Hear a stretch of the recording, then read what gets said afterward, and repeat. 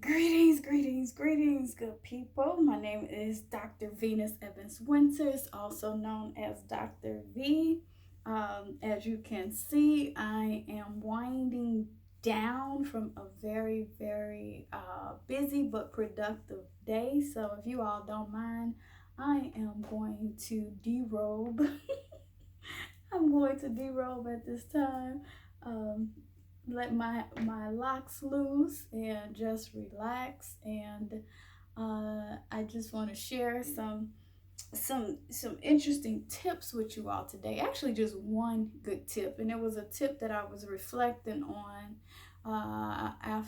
after working with clients, and also just thinking about some of my own situations in life. So I remember, for example, after I graduated from my PhD program, I remember I had this dissertation in hand. I had a book contract. This was about a year after I received my PhD. I was maybe 26, 27 at the time. And I remember just feeling this feeling of lowliness, like feeling low, right? Like, but now what? Like, okay, I got this degree, I got this job working as a professor. Now what, right? And so I remember that time, and I'm not gonna say I was low, like depressed. It was just like, okay, so what am I going to do with my life, right? So what's next? The other time I had that feeling is when I acquired tenure, and I moved from being an assistant professor to an associate professor, and it was like, okay, that was great. Wow, I've accomplished all of this in a short amount of time, and now what am I gonna do with my life? Like, what do I do from here? What do I do from here? And then of course then I became a full professor, and it was like, all right, I achieved that goal, knocked it out. Now what do I do? And so now when I work with my clients, my coaching clients, and even my clinical clients, sometimes I know right away when I hear women that have achieved, that are goal oriented, like they've achieved big goals in their life. Maybe they graduated from high school or college, or they are working in a fast-paced career, or they've raised their children already, or their children are about to leave out of high school and go on to college. But usually it's women who are pretty successful, right? And even if the women aren't successful, say based off traditional standards of acquiring degrees or getting a big job, I mean, I also meet people who they don't know what they want to do with their life. And they don't know what they want to do with their life. And I can tell you all this: if you do not have a plan for your life, it can lead to feelings of lowliness, right? Feeling low. Or it can lead to depression. It can lead to feelings of anxiety. So one thing that I know for sure, by observing my own life experiences as a high achiever and as someone who's very goal oriented, as well as mentoring and advising people who always have goals for their life, meaning that they want to get an article done, they want to get a book written, or they want to graduate from a degree program, or they want this type of job, or they want to open this type of business, they want to raise children, whatever the case may be, right? Just watching people over the years, something that I've learned about the human experience is you have to have a plan for your life. Have a plan for your life. If you do not have a plan for your life, you're allowing other people to dictate your life. If you don't have a plan for your life, you're allowing other people to dictate your life. Also, if you don't have a plan for your life, you don't know where you're going. You don't know where you're going. It's like having somebody else in the driver's seat, and you're simply just going along for the ride. Or it's like you're driving, but you don't know where the hell you're going. And so could you imagine that? Have you ever jumped in your car and you don't know where you're going? You're just driving to be driving. Now, of course, we did that. We had somebody at some point has just jumped in the car and thought, I'm just going to drive around. Yeah, but you damn sure knew what area you were in. You also knew what you were going to be doing while you were just driving around, maybe looking at the skies, maybe looking at the trees, maybe watching people play in the park. Even if you was just driving around, maybe you was looking at the beach or the lakefront or whatever the case may be. Yeah, that's something those of us from Chicago do. We actually drive and look at the lakefront, right? But for the most part, if somebody just jumped in a vehicle and said, I'm just gonna drive, usually they're running away from something. Or usually they're having a moment where they're breaking down and they feel like they're losing their mind. So the best thing you can do for yourself, the easiest thing you can do for yourself, the easiest thing you can do to change your life, the easiest thing you can do to feel like you're in control of your life, and cost effective, okay, affordable to anybody.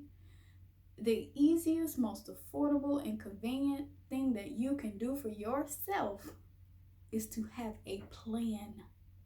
Have a plan for your life. Okay? So let me tell you something. Okay, y'all know I was gonna do this. Grab your journals. This is my journals. You can see Dr. B loves to write. Okay, yep, we even got my sticky notes. See, I love to write. You saw the pictures, right? So I love to write and have a plan. So grab your handy dandy journals, grab your favorite pen or pencil, and think about where you want to go in life. I can't stress this enough. So can you imagine our ancestors? Put yourself in our ancestors' shoes. Could you imagine when they were being stolen and placed on ships and tied together, and they didn't have a plan, right? So they had to have a plan. In order for us to be here, our ancestors had a plan for their lives and a plan for our lives, even during a very dehumanizing experience. So imagine now, we all know this simply from reading the history books.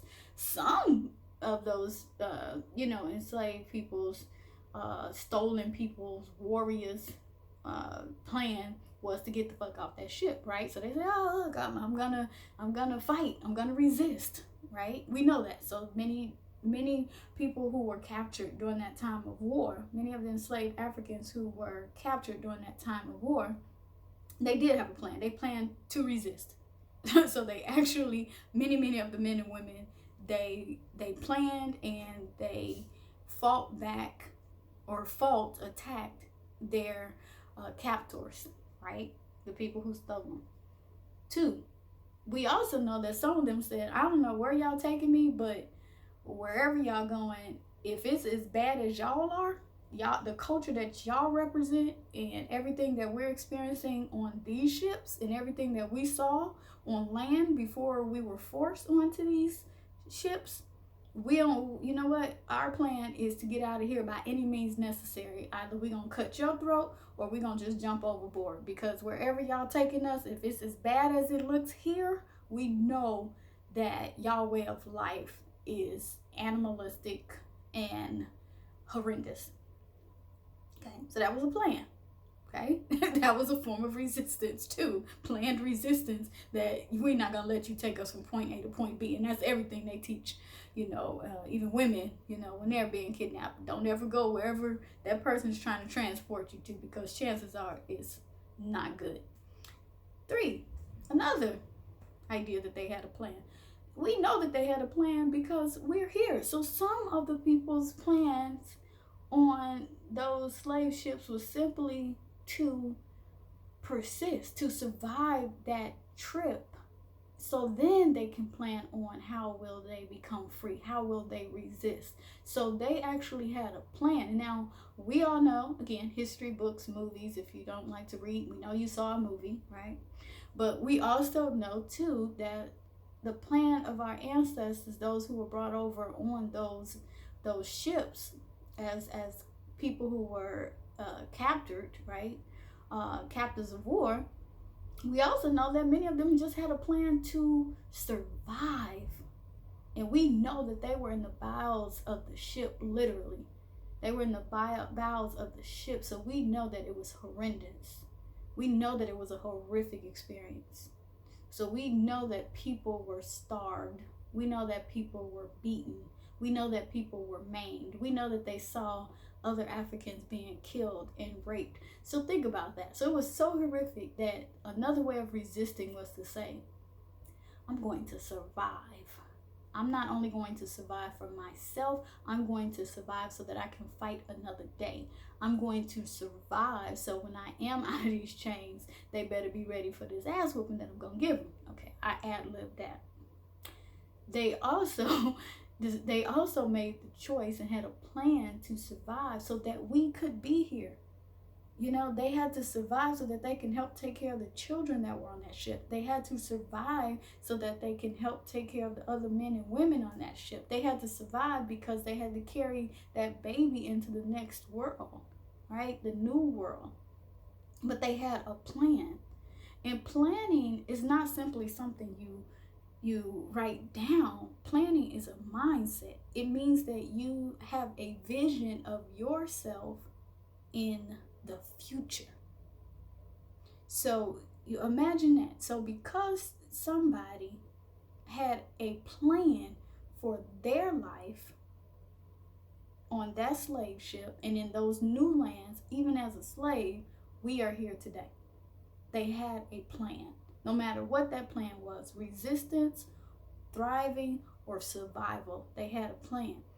Also, we know too that when the captive Africans, I was going to say warriors, but when the captive Africans made it to the so-called New World, we know too that they endured slavery. We know that slavery was, again, horrendous and horrific, right? And for some of us, we think that life today is bad, traumatizing, stressful, whatever words you choose, whether it's in your relationship, whether it's at work, whether it's the way that you feel because of the biochemistry of your body. But you have to have a plan to survive. If you don't have a plan, you're actually not going to thrive and survive. Okay? So just imagine, again, that somebody had a plan, whether they were chattel slaves, right? Enslaved humans, enslaved Africans, whether they were planning to survive so that their offspring could survive us, right? Or so that they had a plan so that their culture, their ways of knowing will be passed on to the next generation and it could survive no matter what, right? 300, 400 years of subjugation and dehumanization. Our ancestors survived because they had a plan for themselves and for us, the next generation, the new generation, right? So when a person has a plan, it's not only about you, but it's about the people around you, and it's about the people who are coming after you. So let me tell you, I'm here to tell you, have a plan for your life. Simply having a plan for your life will make you feel better. It's putting you back in the driver's seat. Having a plan for your life can actually improve your life, but it can also put you back in the driver's seat. So imagine you got people who are living under the oppression of racism and gender oppression as slaves, beaten, right, maimed, persecuted, humiliated, but they still had a plan. Their plan was freedom. And so that gave them something every day to wake up for, right? They didn't leave it to the people who had them in chains, right? They didn't say, "Oh, I'll let them decide what I'm going to do tomorrow." No, they had a plan. They had a plan. I'm gonna go up north. They had a plan. I'm gonna follow the North Star. They had a plan. I'm gonna have children, and even though they're gonna send them away, I know they will retain the culture. Their plan was to tell the children their stories of survival. They had a plan to tell their children stories of resistance. They even had a plan to tell the children and others about their pain. That's how abolitionists told their stories. They said, "This is what happened to us, and this is who did it." but they had a plan. They didn't wait for someone else to plan their day. They didn't wait for the boss to plan their day.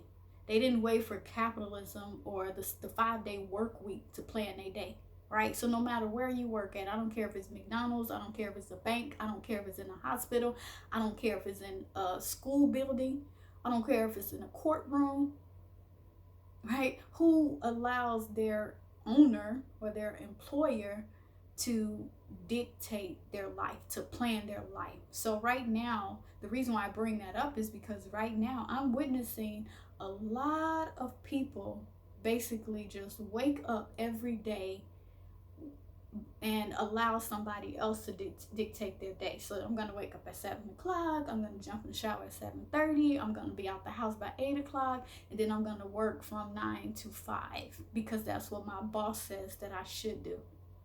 And that's their plan. They know what they're gonna do. They know they're gonna do this for 3 months before they take a 7-day vacation, and then they're gonna start that cycle all over again.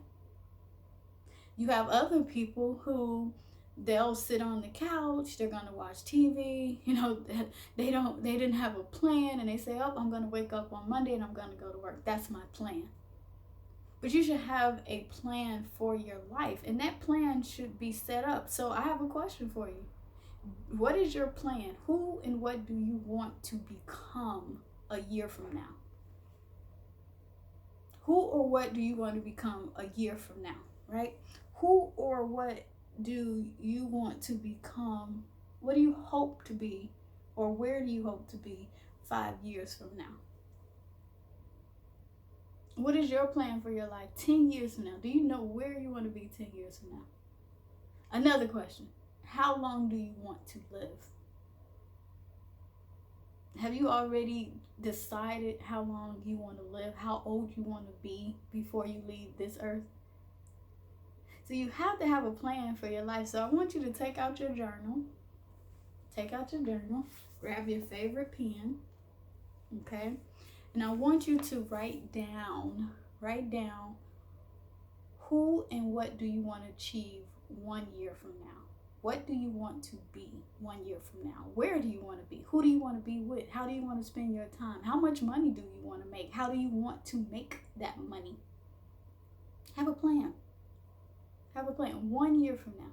Then you're going to write, how am I going to get there?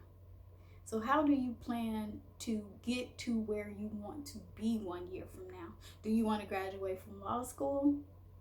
Do you want to become a certified forensic psychologist? Do you want to have a master's degree 1 year from now? Or do you just simply want to apply to school 1 year from now? Do you want to lose 20 pounds 1 year from now? Do you want to gain 5 pounds 1 year from now? Do you want to have an active lifestyle 1 year from now? Okay. How much money do you want in your bank account 1 year from now? How are you going to make that additional money? Are you going to quit your job and go into business for yourself? Are you going to have a side gig while working your full-time job? Are you going to plan to save more money weekly or monthly? Are you going to spend less money on frivolous things? Okay, so have a plan for your life. Okay, so next, that's 1 year. What is your 5-year plan for yourself? Who do you want to be? Where do you want to go? How do you want to spend your time? How do you want to feel? Right? Now, I will tell you, once you have a plan for your life, even if you feel like you can't get there alone, find somebody who can help you get there. You can hire a coach. It could be a business coach. It can be a life coach. It could be a nutritional coach, a health and wellness coach. It can be a fitness coach. It can be your therapist. I'm just saying, shout out to therapists, okay? Shout out to therapists and coaches. It might be your homegirl. Maybe y'all can write y'all plans together. And also, I have to say this. I believe in vision planning. That's vision boards. So the way that this works is, the reason why you have to write down your plans for yourself, your 1 year plan, your 5-year plan, your 10-year plan, so that you can know where you're going and how you're going to get there and where you want to be and how you know you've arrived there. You write it down. The way that the brain works is that when it sees something, When it sees something, it can't not be removed. So once you see, we've all been there, we be like, oh God, I can't believe I see that. I seen that, right? Like, I take it out of my eyes. So once you see something, once you write something down, it becomes implanted here in your mind, in your psyche. You can't get rid of it. It's at the subconscious level. So have you ever had like a dream and you're like, where did that come from? Well, science tells us that most things that we see in our dream, we actually came in contact with it in the real world, in an awakened state. So you may have passed it when you were on a walk. You may have read it in a book. You may have seen it in a movie clip and you didn't even know you seen it. Okay? You may not even paid attention to it. So it's been, you saw it. It entered your psyche, your eyes. Then it enters your psyche and your brain is trying to process it. So we can do that with our goals and our dreams. And guess what? Guess what? I'm going to tell you, okay? Because I'm the middle child. I'm going to go tell vets. And I'm going to give out trade secrets, okay? Let me tell you how the brain works. So once it's implanted and once it's being processed in your psyche, in your subconscious mind, believe it or not, your behavior will start to move toward that idea, even if you don't want it to. Even if you don't want it to. That's why we don't want kids watching pornography. That's why we don't want anybody watching too much pornography or sexual content. Because once it's in your mind, once you see it, you can't get rid of it. Your body will try to process those images into actual behaviors. Yes. Okay, so that's why I always say be careful who you let in your mind. Now, with that said, I'm going to go ahead and I'm going to end this video, but let me tell you, okay, and you know when a black woman says, let me tell you something, you know we're serious about what we're saying, okay? So let Dr. V tell you this. So if you really find someone, it's whether it's me or somebody else, but whomever it is, if you find someone that you like what they're saying, you like how they make you feel, you like how they look, and what they're giving you is positive, you spend more time listening to them, you spend more time watching them, and you spend more time reading about them or whatever it is they're giving. So I just said some things about the brain. You go read up on the brain. I talk to you all the time about a purpose-driven life, right? A purposeful life. Speaking from an African conscious perspective or the African unconscious perspective, go read about it. Go read about it. So if I talk to you about having a plan, the next thing you should do is be dropping a message either in the comments or you can watch some other videos and you can learn more about vision planning or having a plan for your life, or how do I write a plan for my life. So I told you all, have a 1-year plan for your life, have a 5-year plan for your life, and a 10-year plan. But I'm also going to say backwards plan, okay? So not only now that you have a 1-year plan, for example, what you're going to do is now you're going to have your 12-month plan. You're going to have a 6-month plan. You're going to have a 3-month plan. And then you're going to have a 1-month plan. But you're going to say every day, daily, in your journal, you're going to write, how am I going to get there? How am I going to reach that goal? How am I going to achieve the goal that's a part of my plan? Okay? All right. So remember, grab your journal. Also, there's another video that's a part of this segment, the purpose. What is your life purpose? What is your life purpose? So the other thing that you can do is you can revisit your life purpose. Okay, when you think about what is the purpose of my life, you can revisit that life purpose, and then you can say, okay, based off my life purpose, this is my plan on how I'm going to achieve this purpose or how I'm going to get there. Now remember, your life purpose is a journey, okay? But your plan is the map. It's your map for that journey. Remember, we're not just jumping in a car and just driving just to be driving in circles, or people are going to think we're crazy, we're going mad. Right? Right? But when we're driving our life, right? Driving our own life, because we're no longer enslaved people. right? We're not enslaved people. We're not chattel. We're not property. We're not non-human. So as human beings, the way that we're going to heal from transgenerational trauma is we're going to dictate and design our own plan for our life. So when we jump in that car of our life, taking our life journey, we're going to have a roadmap. We're going to have a plan, okay? So my name is Dr. Venus Evans Winters. Don't forget to subscribe and to like this video if you were feeling it, okay? So have a plan.